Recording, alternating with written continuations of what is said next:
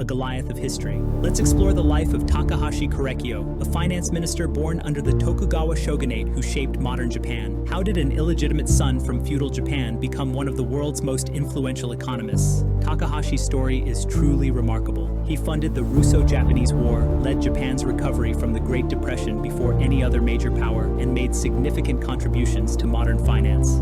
But there's more to this samurai-turned-economist's tale. His anti-colonial views and economic policies might have changed the course of history, if not for his untimely assassination. Let's dive into this fascinating journey of a man who rose from humble beginnings to become a key figure in Japan's economic transformation. You might be surprised by the twists and turns in Takahashi's life and the lasting impact he had on Japan and the world of economics. The humble beginnings of a great economic mind. Did you know that one of Japan's greatest economic minds began life as an illegitimate child? It's true. Takahashi Korekiyo, the man who would go on to shape modern Japanese finance, was born in 1854 in Edo, now Tokyo, but his beginnings were far from promising. In Tokugawa-era Japan, society was rigidly hierarchical. At the top were the samurai, followed by farmers, artisans, and merchants. Takahashi, however, didn't fit neatly into any of these categories. As an illegitimate child, he occupied one of the lowest rungs on the social ladder, facing significant stigma and limited rights.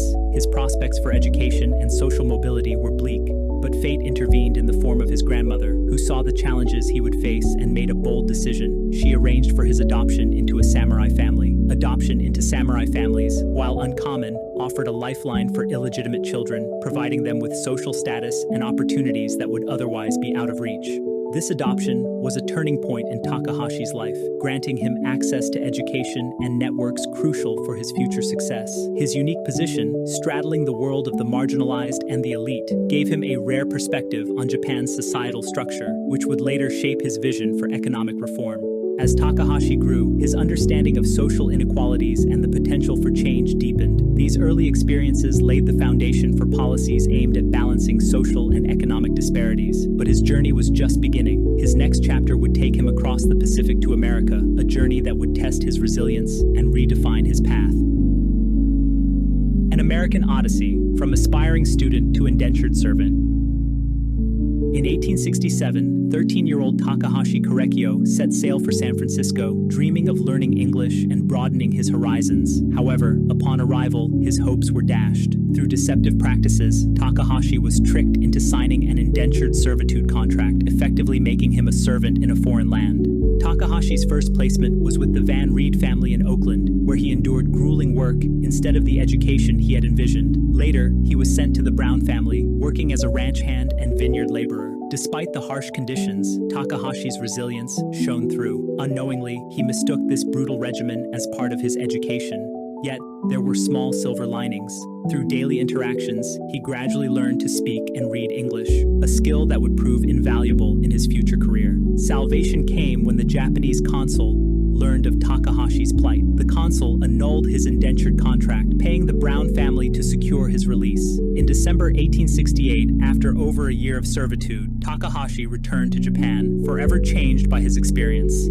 This challenging period gave him a unique perspective on Western culture, economics, and the darker side of capitalism. These lessons would later inform his economic policies and leadership in Japan. Navigating a new Japan, education and cultural crossroads. The Japan Takahashi returned to in 1868 was a nation in flux. The Meiji Restoration had begun, ushering in an era of rapid modernization. With his unique background, a samurai upbringing, and first-hand exposure to Western ideas, Takahashi was perfectly positioned to navigate this transformative period.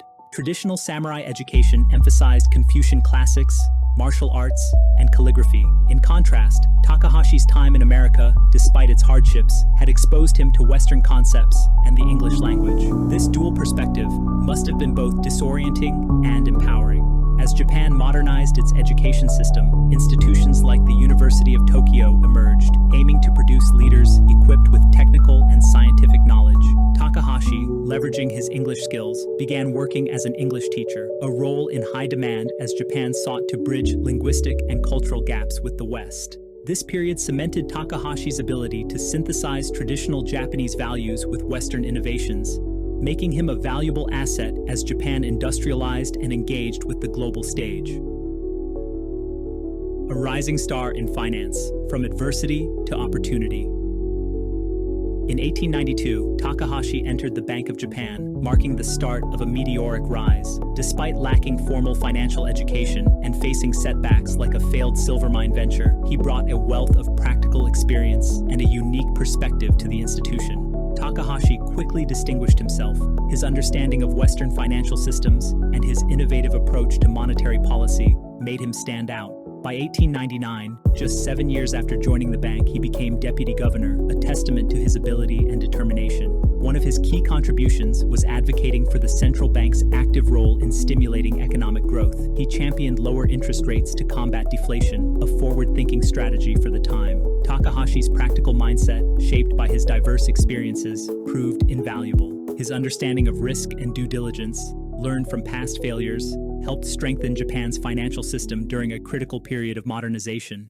As Japan prepared for a potential conflict with Russia, Takahashi's skills were put to the test. The Bank of Japan needed to ensure financial stability and secure foreign capital to fund the war effort. Takahashi's expertise and unconventional background made him uniquely suited for the challenge ahead.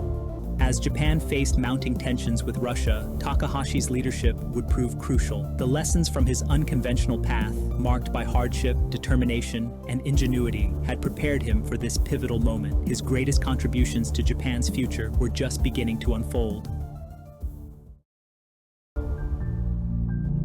Defying convention, Takahashi's response to the Great Depression. Picture the world in the early 1930s. The Great Depression had its grip on global economies, and conventional wisdom dictated strict adherence to the gold standard and tight fiscal policies. But in Japan, Takahashi Korekiyo was about to turn this conventional wisdom on its head. On December 13, 1931, Takahashi abandoned the gold standard, allowing the yen to depreciate significantly against major currencies. This move set Japan on a different path from most countries that were tightening their belts and cutting government spending. Takahashi followed this up with a series of unconventional strategies. He implemented a major fiscal stimulus, where the Bank of Japan underwrote government bonds for the first time in Japanese history.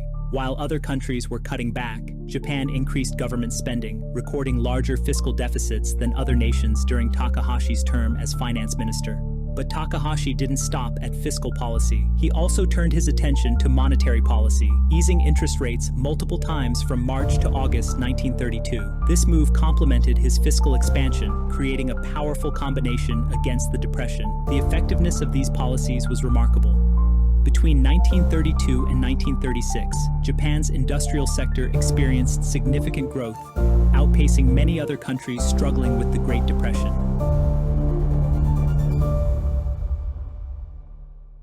These strategies were so effective and ahead of their time that Takahashi earned the nickname Japan's Keynes, implementing expansionary policies before Keynes published his groundbreaking economic theories. Takahashi's approach didn't go unnoticed by modern economists. Ben Bernanke, former chair of the Federal Reserve, praised Takahashi's strategy, stating that he brilliantly rescued Japan from the Great Depression through reflationary policies. On the ground, a significant part of Takahashi's fiscal stimulus went into public works. These projects provided jobs, improved infrastructure, and injected money into the economy when it was desperately needed. The combination of monetary easing, fiscal stimulus, and currency depreciation worked together to counter deflationary pressures, resulting in a recovery in personal spending and business investment.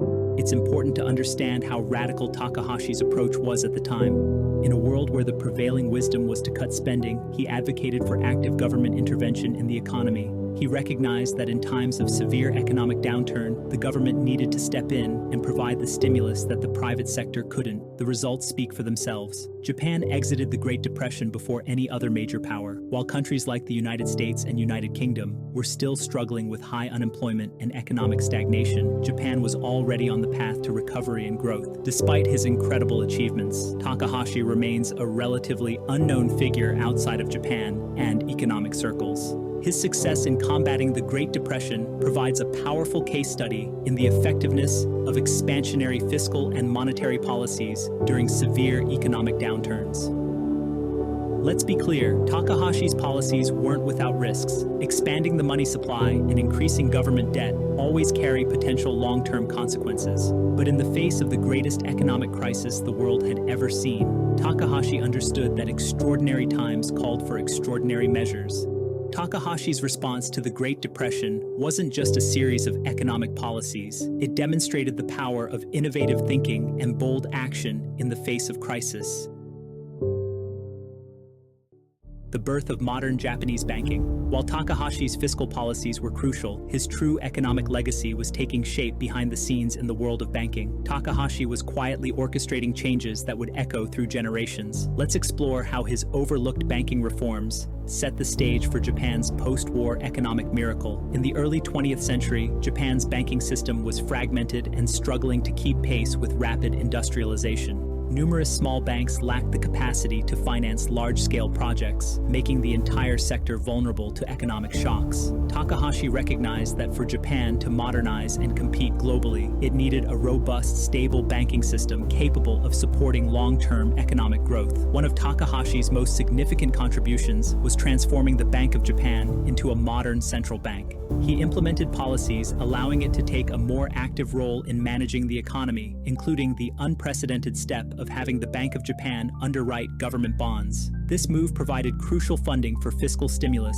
during the Great Depression. Takahashi's reforms extended beyond crisis management. He implemented a series of changes aimed at strengthening and consolidating the banking sector. He encouraged bank mergers, understanding that larger, more stable banks would be better equipped to finance major industrial projects and weather economic downturns. This consolidation created a more resilient banking sector, reducing the risk of failures and increasing overall stability. Improved bank supervision and regulation were also key aspects of Takahashi's reforms. He recognized that strong oversight was necessary to prevent excessive risk-taking and ensure the soundness of financial institutions. These regulatory changes helped build trust in the banking system, encouraging more Japanese citizens and businesses to engage with banks and fueling economic growth. Takahashi emphasized supporting industrial development through the banking sector. He encouraged banks to take a more active role in financing long-term industrial projects, moving away from short-term, speculative lending. This shift aligned the banking sector more closely with Japan's broader economic goals, providing the financial backbone for the country's rapid industrialization. The impact of these reforms on Japan's economic development was profound. By creating a more stable, efficient, and growth-oriented banking system, Takahashi laid the foundation for Japan's post-war economic miracle. The banking sector he helped shape provided the massive amounts of capital needed to fuel Japan's rapid industrialization and technological advancement in the decades following World War II. Consider how Takahashi's reforms supported Japan's post-war recovery. The consolidated, well-regulated banking system channeled savings into productive investments, funding the rebuilding and expansion of Japan's industrial base. The emphasis on long-term industrial financing allowed banks to support the development of new industries and technologies, helping Japan become a leader in sectors like electronics and automobiles. The stability of the banking system Takahashi helped create provided a solid foundation for economic growth. In the volatile post-war years, when many countries struggled with financial crises, Japan's banking sector remained relatively stable, providing a reliable source of capital for businesses and supporting steady economic expansion. Takahashi's banking reforms weren't just about creating a more efficient financial system. They were part of a broader vision for Japan's economic development. He understood that a modern, industrialized economy required a sophisticated financial infrastructure to support it. By reforming the banking sector, he was creating the conditions necessary for Japan's transformation into a major economic power. The influence of Takahashi's ideas can be seen in modern economic strategies. For example, the economic policies known as Abenomics, implemented in the 2010s, emphasized the role of monetary policy in stimulating economic growth, with the Bank of Japan taking an active role in supporting the economy through measures like quantitative easing.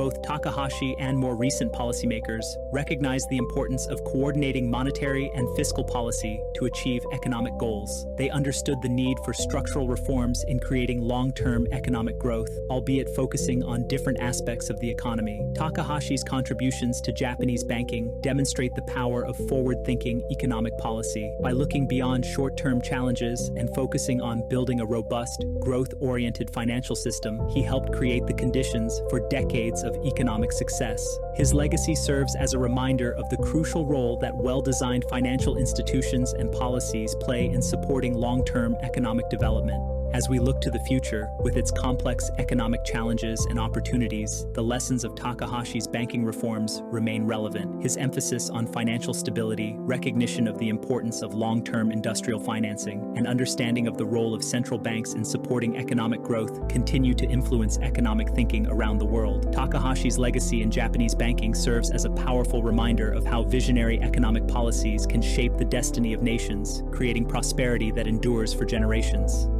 A voice of reason in a time of militarism. While Takahashi's economic vision had laid the groundwork for generations of prosperity, a dark cloud was gathering on the horizon. As Japan's political landscape shifted towards militarism in the 1930s, Takahashi found himself facing a challenge that would put his policies and his life at risk. The military began to exert more influence over government policy, pushing for increased spending on arms and expansionist ventures. This growing militarism put enormous strain on the Japanese economy, which was still recovering from the Great Depression under Takahashi's guidance. Takahashi, ever the pragmatist, saw the danger in this trend. He understood that excessive military spending could undo all the progress Japan had made in its economic recovery. His response was a bold attempt to cut military spending, rooted in a deep understanding of economic principles and a genuine concern for Japan's long-term stability. Takahashi argued that excessive military spending would lead to hyperinflation and undermine Japan's financial credibility. He helped emphasize that the most urgent task is to maintain financial credibility, believing that a strong, stable economy was the best defense against external threats. The clash between Takahashi's economic pragmatism and military expansionism created growing tension within the Japanese government. On one side, Takahashi armed himself with economic data and a clear vision for sustainable growth. On the other, the military backed their demands with rising nationalist sentiment and dreams of imperial glory. This conflict wasn't just about numbers on a balance sheet, it represented a fundamental disagreement about Japan's future direction. Takahashi's commitment to fiscal responsibility put him in direct opposition to the prevailing political winds. While others in the government were willing to appease the military's demands, Takahashi stood firm. He maintained that excessive military expenditures would lead to inflation, increased government debt, and ultimately, economic instability. These weren't popular views in a political climate that increasingly valued military strength over economic prudence.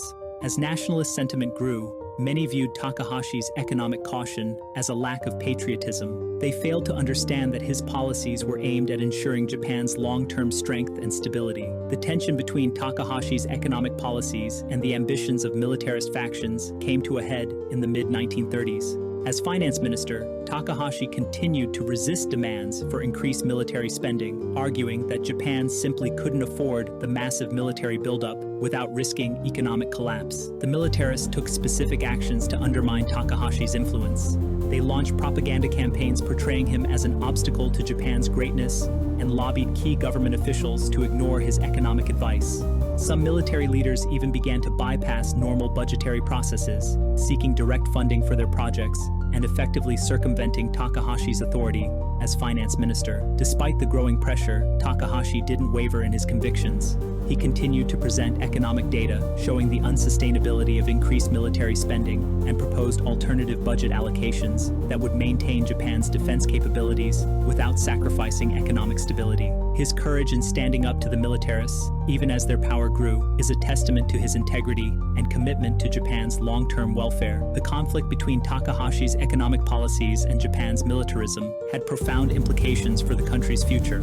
As the military gained more influence, economic considerations took a back seat to expansionist ambitions. This shift would ultimately lead Japan down a path of unsustainable military spending and international conflict. Takahashi's approach to economic policy during this militaristic shift in Japan is often viewed as a precursor to later debates on the balance between military and economic priorities in national policy. His insistence on maintaining economic stability, even in the face of calls for increased military spending, resonates with similar debates in many countries today. As we look back on this period, it's clear that Takahashi's economic foresight was remarkably accurate. His warnings about the dangers of excessive military spending and the importance of maintaining financial credibility were prescient. Had his advice been heeded, Japan might have avoided the economic and military catastrophe that lay ahead. The tension between Takahashi's economic policies and Japan's growing militarism was building to a tragic climax. His voice of reason, which had once guided Japan through economic crisis, was about to be silenced. The consequences of this silencing would reshape not just Japan's economy, but its entire future as a nation. The conflict between economic pragmatism and military expansionism was about to reach its devastating conclusion, with consequences that would echo through Japanese history for decades to come. The tragic end of an economic visionary. As dawn broke on February 26, 1936, Japan was about to experience a violent turn of events that would alter its economic trajectory. The February 26th incident, a failed coup d'etat by young military officers, would have far-reaching consequences for the nation's future. The political climate in Japan had become increasingly tense. The military, emboldened by growing nationalist sentiment, was pushing for ever-increasing budgets to fund their expansionist ambitions. Takahashi Korekiyo's efforts to curb military spending had made him a target. His economic policies were now seen as an obstacle to Japan's imperial aspirations. On that February morning, the coup plotters moved swiftly and brutally. They stormed Takahashi's residence, catching the 81-year-old finance minister completely off guard. In a matter of moments, Takahashi was gone, assassinated by those who claimed to be acting in Japan's best interests. The immediate aftermath of the February 26th incident was chaotic. Although the coup attempt ultimately failed, the assassination of such a prominent figure sent shockwaves through the Japanese government and society. Those who had supported Takahashi's economic policies were left reeling, while the militarists saw an opportunity to push their agenda forward. The consequences of Takahashi's death extended beyond military policy. His assassination also had profound effects on Japan's economic trajectory. The fiscal discipline that had been a hallmark of his policies was replaced by reckless spending on military projects. This shift put enormous strain on Japan's economy, leading to inflation and financial instability. One of the lesser-known impacts of Takahashi's assassination was its effect on Japan's international relationships. His death removed a key figure who had been working to maintain positive economic ties with the West, particularly the United States. Without his moderating influence, Japan's foreign policy became increasingly confrontational, contributing to the deterioration of international relations in the lead-up to World War II. The February 26th incident also had significant implications for Japan's domestic politics. It exposed deep divisions within the military and highlighted the growing influence of extremist factions. The government's response to the incident, which included purges of some military leaders, further complicated the political landscape and contributed to the instability that would characterize the next few years. In the economic sphere, Takahashi's death led to a shift in monetary policy that would have long-lasting effects. His successor abandoned the managed currency system that Takahashi had implemented, leading to a period of rapid inflation. This change not only impacted domestic economic stability, but also affected Japan's trade relationships and its position in the global economy. The assassination also had unexpected consequences for Japan's industrial policy. Takahashi had been a proponent of balanced industrial development, supporting both heavy industry and consumer goods production. In the wake of his death, economic policy shifted heavily towards military-related industries, leading to distortions in the economy that would persist for years. One often overlooked aspect of the February 26th incident is its impact on Japan's financial institutions. Takahashi had been working on reforms to strengthen the banking sector and improve financial regulation. His death interrupted these efforts, leaving Japan's financial system vulnerable to the strains it would face in the coming years of military expansion and war. The incident also marked a turning point in the relationship between Japan's civilian government and the military. The failure to prevent the assassination of such a high-ranking official exposed the weakness of civilian control over the armed forces. This shift in power dynamics would have significant implications for Japan's governance in the years leading up to World War II. The February 26th incident also had ripple effects on Japan's education system. In the aftermath of the assassination, there was a push to promote more nationalistic curricula in schools, emphasizing military virtues over economic and civic education. This shift would shape the worldview of a generation of Japanese youth. As we reflect on the February 26th incident and its aftermath, it's clear that its impacts extended far beyond the immediate political crisis. It set in motion a series of events that would fundamentally reshape Japan's economic, political, and social landscape.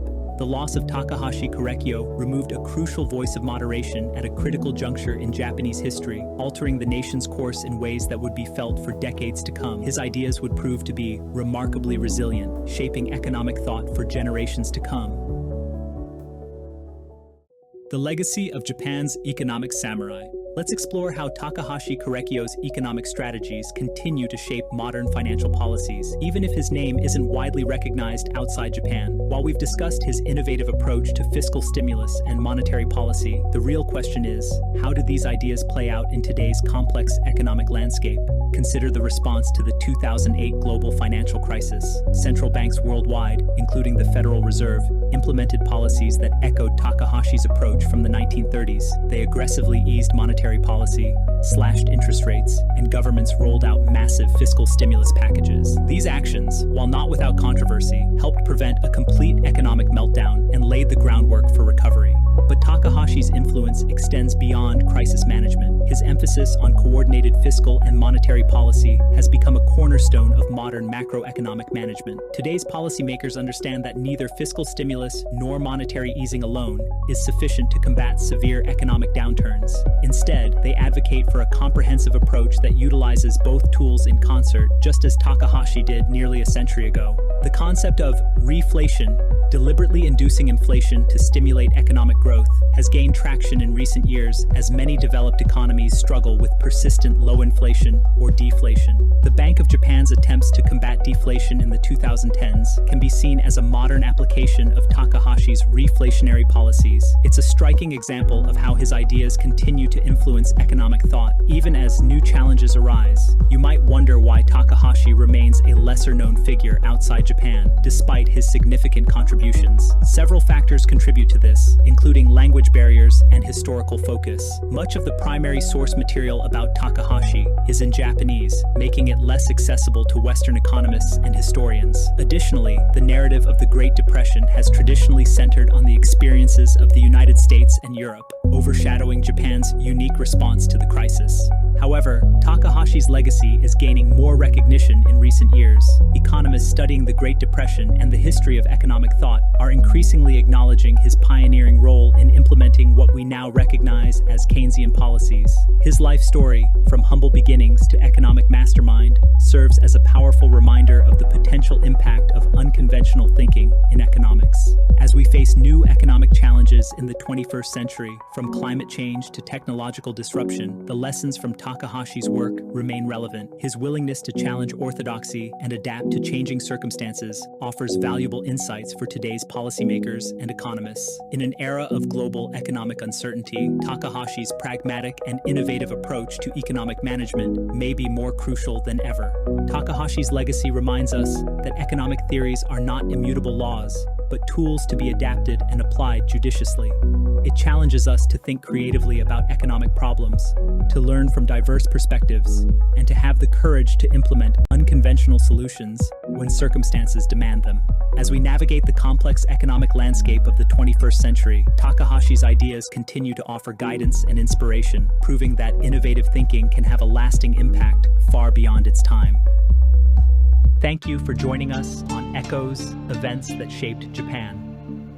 If you enjoyed uncovering these hidden stories of Japanese history, there's much more to discover. Find us wherever you listen to podcasts or watch the enhanced visual episodes on our YouTube channel. Each platform offers a unique way to experience these fascinating historical narratives. Journey through the pivotal moments of Japanese history that Western textbooks overlooked. Each episode unravels the complex threads of Japan's past, revealing how events from the past 150 years continue to influence modern Japanese society, culture, and identity. From the halls of power to the streets of Tokyo, discover how these historical echoes shape everything from contemporary politics to pop culture. Through meticulously researched narratives and expert insights, explore the lesser-known events that forged modern Japan. Your host, and an accomplished photojournalist published in the New York Times and Washington Post, brings these stories to life with unprecedented access to both Japanese and Western perspectives. Each episode is thoroughly researched, drawing from academic sources and scholarly publications, ensuring you receive accurate, nuanced insights into the events that continue to echo through Japanese society today. Want to dive deeper? Join our community on Patreon, where members get access to